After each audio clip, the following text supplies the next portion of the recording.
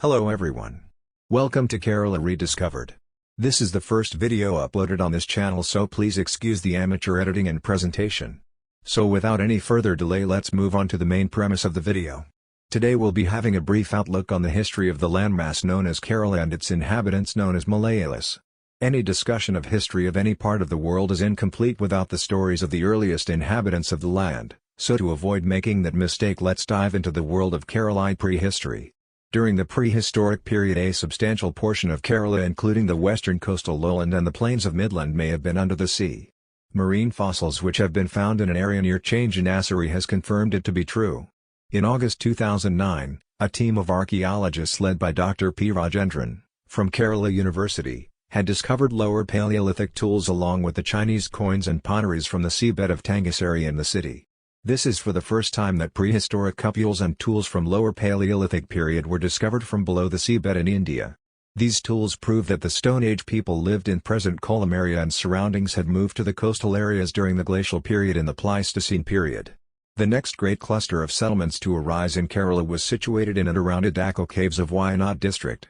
Rock engravings in the Idakal Caves, in Wayanad, date back to the Neolithic era around 6000 BCE.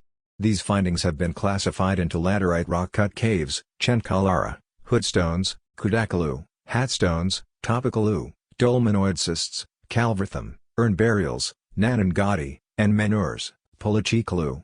The studies point to the indigenous development of the ancient Kerala society and its culture beginning from the Paleolithic age, and its continuity through Mesolithic, Neolithic and Megalithic age. Next, let's move on to the period where civilization started to develop in Kerala.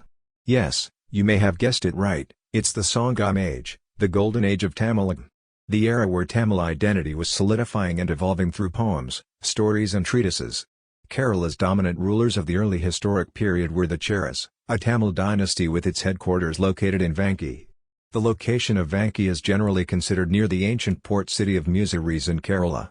Meanwhile, there is also an alternate view that Cheras ruled from two capitals, with western one being Vanki and eastern one being Karur in Tamil Nadu. Though some of the Chera rulers were Jains, some others were Shaivites and worshipped Shiva as Vencheswaran or Vankanathan.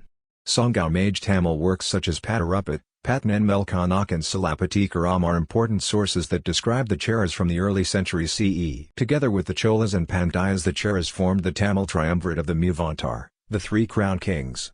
The Cheras ruled the western Malabar coast, the Cholas ruled in the eastern Coromandel coast and the Pandyas in the south-central peninsula. But the oldest epigraphic or inscriptional source was an inscription from North India. Cheras were mentioned as Katalaputra or Keralaputra on an inscribed edict of Emperor Ashoka of the Mauryan Empire in the 3rd century BCE, and as Sarabothra by the Greek Periplus of the Erythraean Sea, and as Celabothras in the Roman encyclopedia called Natural History by Pliny the Elder. Sangam works also mention a chiefdom called as Himala which existed in northern Kerala, and a kingdom called the Ai which ruled south of the Chera kingdom.